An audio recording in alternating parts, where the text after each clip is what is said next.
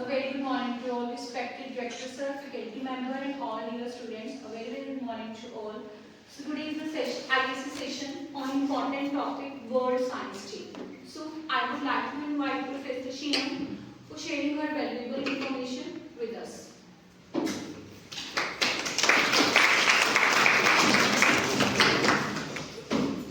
Firstly, thank you so much, Professor Meena Sharma and Professor Jashandeep Kaur. I am very fortunate that both of you have chosen me to speak on this National Science Day.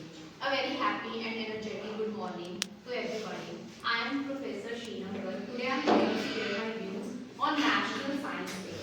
National Science Day India में हर साल 28 फरवरी को celebrate होता है to mark the discovery of Raman effect by Dr. C.V. Raman on 28 February 1991 ने जो Raman effect हमें बताया था उसे हम ऑनर करते हैं आज के दिन। तो अब क्वेश्चन अराइज होता है कि who is doctor C.V. Raman? C.V. Raman कौन थे कि जिनके लिए हम आज ये नेशनल साइंस डे सेलिब्रेट करते हैं और क्या इंपॉर्टेंस है नेशनल साइंस डे की हमारी डेली लाइफ में कि हमें नेशनल साइंस डे की जरूरत पड़ी। तो अब हम जानेंगे थोड़ा कि डॉक्टर C.V. रमन थे कौन। Doctor C.V. रमन का जन्म 7 नवंबर 1888 को तमिलनाडु में हुआ। उनके फादर हाई स्कूल में साइंस और मैथमेटिक्स के टीचर थे, तो उनकी जो बेसिक एजुकेशन थी वो उनके घर से ही स्टार्ट हुई थी। वो he was super intelligent in studies और 16 तक तो उन्होंने अपनी ग्रेजुएशन कंप्लीट कर ली थी। He was a gold medalist in physics, मतलब वो एकेडमिकली बहुत ज़्यादा स्ट्रॉन्ग थी। उनकी ग्रेजुएशन कंप्लीट हुई तब उन्होंने डिसाइड किया कि वो अपना आगे का करियर रिसर्च में परस्यू करेंगे। बेसिकली वो रिसर्च करेंगे फिजिक्स में, साउंड पे वो रिसर्च करेंगे। बट लेकिन अगर हम कुछ भी सोचते हैं तो इतना ईजी नहीं होता। अगर हमें कुछ अपॉर्चुनिटीज भी मिलती हैं तो उसके साथ बहुत सारी डिफिकल्टीज भी अराइज होती हैं। तो ऐसे ही कुछ डिफिकल्टीज का सामना किया डॉक्टर C.V. रमन ने। जब उन्होंने अपनी रिसर्च स्टार्ट की तो वो ब्रिटिश साइंटिस्ट के साथ मिलकर अपनी रिसर्च करते होते थे। उन्होंने एक रिसर्च पेपर बनाया। जो ब्रिटिश साइंटिस्ट थे उन्होंने उनके उस रिसर्च पेपर को रिजेक्ट कर दिया, ये सोच के कि अभी ये बहुत छोटा है एज में और ये भी स्टूडेंट है, मतलब ये तो सीख रहा है तो इसकी रिसर्च इतनी क्या ही खास होगी। उन्होंने ज़्यादा उनके रिसर्च पेपर को कंसिडर नहीं किया। But he was so dedicated towards his work, मतलब उन्हें अपने आप पे पूरा ट्रस्ट था, उन्हें अपनी खुद की कैपेबिलिटी पे पूरा ट्रस्ट था। उन्होंने अपना रिसर्च वर्क वैसे ही परस्यू किया जैसे वो कर रहे थे। उन्होंने बिल्कुल ध्यान नहीं दिया कि उनके प्रोफेसर्स की क्या थिंकिंग है उनके बारे में। C.V. रमन सर हमेशा से ये चाहते थे कि जो इंडिया है वो साइंस में बहुत आगे जाए, इंडिया में भी साइंटिस्ट रिसर्च करें और साइंस का प्रॉपर एक सिस्टम हो। बट लेकिन उस टाइम ऐसा था कि वो देखते कि इंडिया का कोई अपना एक साइंटिफिक जर्नल ही नहीं कि जिसमें वो अपना रिसर्च पेपर पब्लिश कर दें। तब उनके पास सिर्फ एक ही ऑप्शन था कि वो अपने रिसर्च पेपर को किसी फॉरेन के जर्नल में पब्लिश करें। तो सेम उन्होंने ऐसा ही किया। उन्होंने अपना रिसर्च पेपर 18 की एज में एक फॉरेन जर्नल में पब्लिश किया और ये उनकी लाइफ का फर्स्ट टर्निंग पॉइंट था। यहाँ से उनका रिसर्च पेपर बहुत ज़्यादा फेमस होता है और वो ग्लोबली सभी साइंटिस्ट की नोटिस में काफ़ी जल्दी आ जाते हैं। वो इतने ज़्यादा फेमस हो जाते हैं कि लॉर्ड रेली जो एक बहुत बड़े साइंटिस्ट हैं, उनके बारे में आपने अपनी 9th-10th की बुक्स में भी पढ़ा होगा लॉर्ड रेली के बारे में। वो डॉक्टर C.V. रमन को कॉन्टेक्ट भी करते हैं। वो चाहते हैं कि वो भी अपना research work doctor C.V. Raman के साथ करें। जो उन्होंने लेटर्स उस टाइम डॉक्टर C.V. रमन को लिखे थे वो इंडियन गवर्नमेंट ने आज भी प्रिजर्व किए हुए। मतलब C.V. रमन इतने ज़्यादा टैलेंटेड थे कि 1820 की एज में वो ऑल ओवर द ग्लोब वो फेमस हो चुके थे अपनी रिसर्च के लिए। तो ऐसे ही लोग होते हैं जिनकी लाइफ से हमें कुछ सीखने को मिलता है। उसके बाद C.V. रमन सर डिसाइड करते हैं कि वो कैलकाटा में साउंड में अपना रिसर्च करियर स्टार्ट करेंगे। उस टाइम कैलकाटा इंडिया की एक फाइनेंशियल कैपिटल थी, तो वो कैलकाटा में रिसर्च लैब में साउंड पे रिसर्च करते हैं। पहले वो अपना ऑफिस जाते थे, ऑफिस के बाद रिसर्च लैब में जाके साउंड पे रिसर्च करते थे।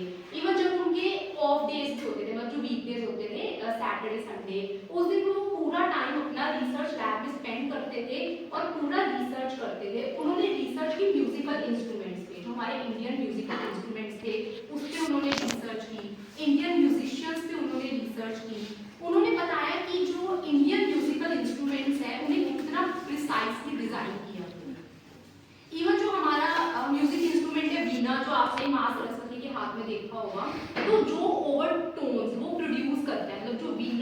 से जो ओवरटोन्स आती हैं वो ब्रिटिशर्स बोलते थे ऐसे ओवरटोन्स तो मतलब इम्पॉसिबल है। ब्रिटिश साइंस तो मानते नहीं थी कि ऐसी ओवरटोन्स एक म्यूजिक इंस्ट्रूमेंट प्रोड्यूस कर भी सकता है जो हमारा वीणा मतलब जो एक इंडियन म्यूजिकल इंस्ट्रूमेंट है जो वो प्रोड्यूस करता है। तो मतलब सीवी रमन सर से यही पता लग रहा है कि वो अपनी रिसर्च में कितने निपुण थे, मतलब वो कितने अच्छे ढंग से उन्होंने रिसर्च किया और हमें बहुत ज़्यादा वैल्यूएबल इंफॉर्मेशन दी। अब उनकी लाइफ में एक ऐसा पॉइंट आता है जो उन्हें बहुत ज़्यादा फेमस कर देता है, जिसकी वजह से उन्हें नोबेल प्राइज दिया जाता है, भारत रत्न अवार्ड दिया जाता है। 1921 में उन्हें चांस मिलते हैं कि वो इंग्लैंड में जाके एक कॉन्फ्रेंस अटेंड करें। ऑक्सफोर्ड यूनिवर्सिटी में वो कॉन्फ्रेंस होती है, वो एक लेक्चर देते हैं in the Congress of Universities of British Empire, Oxford University में। वहां पे उनकी हॉस्पिटैलिटी में थे जे थॉमसन के बारे में भी आपने 9th 10th में जरूर पढ़ा होगा। उन्होंने इलेक्ट्रॉन वो डिफरेंट नेशन से डिफरेंट साइंटिस्ट से मिलते हैं, वो इंडिया का जो भी रिसर्च पोटेंशियल है, साइंस पोटेंशियल है, वो वहाँ पे साइंटिस्ट के साथ डिस्कस करते हैं। तो जब वो 1921 में इंग्लैंड से वापस आ रहे होते हैं तो मेडिटेरियन सी में वो शिप में होते हैं, तो उनके माइंड में क्वेश्चन स्ट्रक करता है, why the colour of sea is blue, कि जो ये पानी का रंग है वो नीला क्यों है। अगर उसी पानी को हम ग्लास में डालते हैं तो उसका कलर वाइट दिखता है, लेकिन सी का कलर ब्लू क्यों। और ये एक ऐसा क्वेश्चन था जिसने उन्हें नोबेल प्राइज के साथ साथ भारत रत्न अवार्ड भी दिलाया। तो इस पे जो पहले रिसर्च की थी वो लॉर्ड रेले ने की थी और उनकी वो रिसर्च सही नहीं थी। फिर सीवी रमन सर ने दोबारा रिसर्च की, उन्होंने बताया कि why the colour of sea is blue. तो वो बताते हैं कि जो पानी का रंग नीला रिफ्लेक्शन ऑफ लाइट की वजह से नहीं है, वो स्कैटरिंग ऑफ लाइट की वजह से। और इसी थ्योरी को नाम दिया गया रमन स्कैटरिंग या रमन इफेक्ट, जिसके लिए उन्हें नोबेल प्राइज दिया गया और जिसे ऑनर करने के लिए हम नेशनल साइंस डे सेलिब्रेट करते हैं। वो एशिया के फर्स्ट ऐसे फिजिस्ट थे जिन्हें नोबेल प्राइज मिला था। उन्हें रमन इफेक्ट के लिए 1930 में फिजिक्स का नोबेल प्राइज दिया गया। 1926 में उन्होंने इंडियन जर्नल ऑफ फिजिक्स की स्थापना की। वे इंडिपेंडेंट इंडिया के फर्स्ट प्रोफेसर थे, मतलब आफ्टर इंडिपेंडेंस वो इंडिया के फर्स्ट प्रोफेसर थे।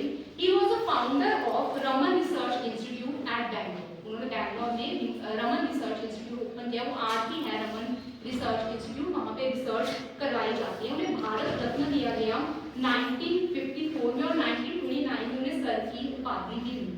He also has the fellowship of Royal Society and in 1941 he was awarded Franklin Medal by Franklin Institute.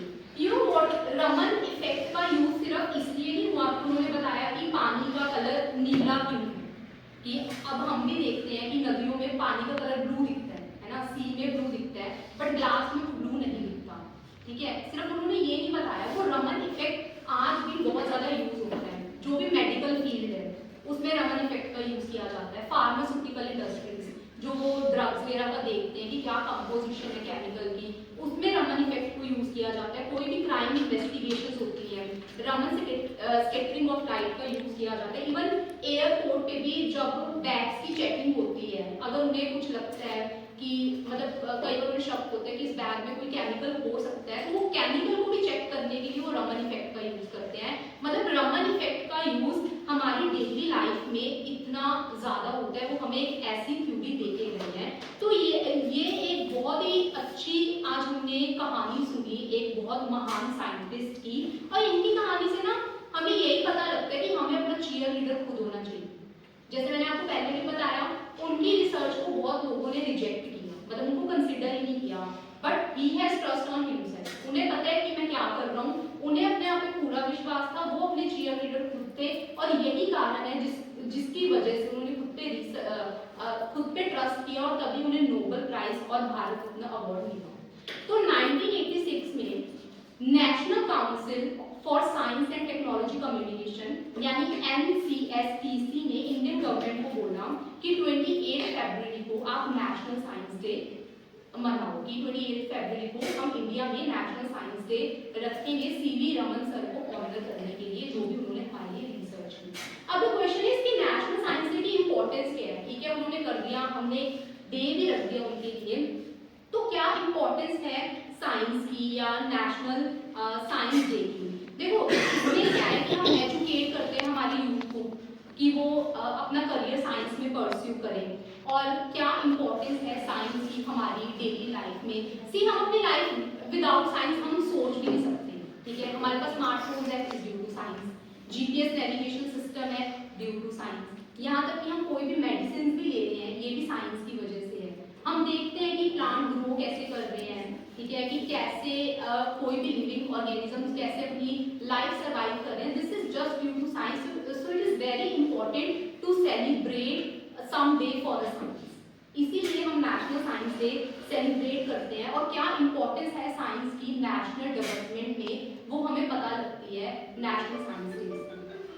ये हर साल सेलिब्रेट होता है, तो गवर्नमेंट उसका एक थीम डिसाइड करती है, ठीक है, उस थीम पे वो पूरा नेशनल साइंस डे सेलिब्रेट करते हैं। जो इस साल का नेशनल साइंस डे का थीम है वो है विमेन इन साइंस कैटेलाइजिंग विकसित भारत। बेसिकली जो इस साल हम ऑनर कर रहे हैं वो सारी विमेन रिसर्चर्स को, विमेन इनोवेटर्स को, जिन्होंने इंडिया के लिए रिसर्च की, इंडिया की डेवलपमेंट की और इंडिया को कुछ नया दिया। तो बहुत ज़्यादा ज़रूरी है कि ऐसी विमेन्स को हम ऑनर करें जो अपनी फैमिली के साथ साथ हमारे देश की ग्रोथ के लिए भी कुछ करें। स्कूल्स एंड कॉलेजेस में नेशनल साइंस डे सेलिब्रेट किया जाए, जैसे आज हमारे कॉलेज में भी हम कर रहे हैं नेशनल साइंस डे सेलिब्रेट। इस दिन एग्जीबिशंस लगाते हैं, बच्चे फेयर्स लगाते हैं, वहाँ पे अपने साइंस के प्रोजेक्ट्स दिखाते हैं, क्विज कॉम्पिटिशन करवाए जाते हैं, डिबेट्स होती हैं, सेमिनार्स होते हैं, एक्सपर्ट टॉक्स करवाई जाती हैं। तो ये इंपॉर्टेंस है हमारी नेशनल साइंस डे की। नेशनल साइंस डे हमें बताते हैं कि क्या इंपॉर्टेंस है हमारी साइंस की हमारी डेली लाइफ में, कैसे ये हमारी कंट्री की ग्रोथ के लिए हेल्पफुल है। और ये डे हमेशा हमें याद करवाता रहेगा क्या कॉन्ट्रीब्यूशन है डॉक्टर सीवी रमन की हमारी लाइफ में। So give a big round of applause for doctor. That's all from my side. Thank you so much for listening to me very patiently. AICTE and AS Group of Institution for providing me such a wonderful platform to share my news. Thank you and have a good day. तो वैसे normal discussion करो, ठीक है, questioning rank में discussion करेंगे कि आप लोगों ने डॉक्टर सीवी रमन की लाइफ से क्या वैल्यूएबल इंफॉर्मेशन, अगर तो अब बोला ना तेरे को बताना पड़ेगा तेरे साथ। ओके, हम डिस्कस करेंगे कि आप लोगों ने डॉक्टर सीवी रमन की लाइफ से क्या वैल्यूएबल इंफॉर्मेशन आपको मिली। सबसे पहले लास्ट लक्ष्य मैम हमने सीखा कि हमें काफ़ी एक्सप्लोर करना चाहिए, जिस चीज़ में भी हमें इंटरेस्ट है उस चीज़ को हार नहीं माननी चाहिए। जो कोई माने या ना माने, हमारे मन से कुछ सेटिस्फाइड हो ना हो, हमें अपने इंटरेस्ट में हमें एक्सप्लोर करना चाहिए, अपने खुद से सेटिस्फाइड और एक्सप्लोर करना चाहिए। एंड यू मिडल वन बोल लेट में 2-3 बच्चे पार्टिसिपेट कर दो।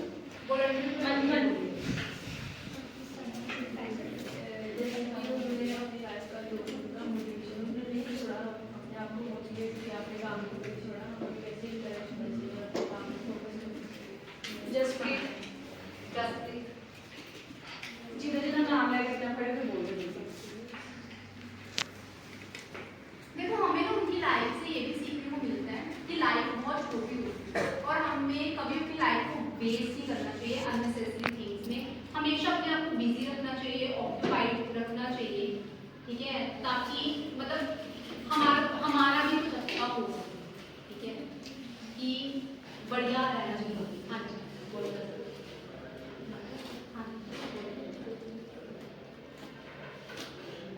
जस्ट फिर बोल दे, मैं काम नहीं मिलता ना, फिर बोल करोगे तो मैं तो बोल सकती काम।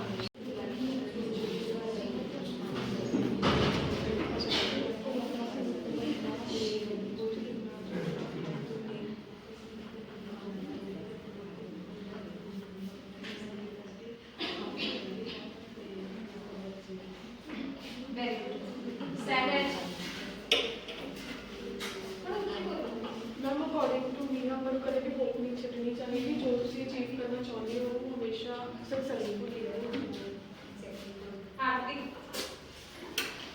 और तो एक चीज़ मैं तो भी अपने जो वो उसमें चीज़ करना चाहिए सारा सर्टिफिकेट करना चाहिए किसी भी करना चाहिए कुछ पढ़ना नहीं सही बढ़िया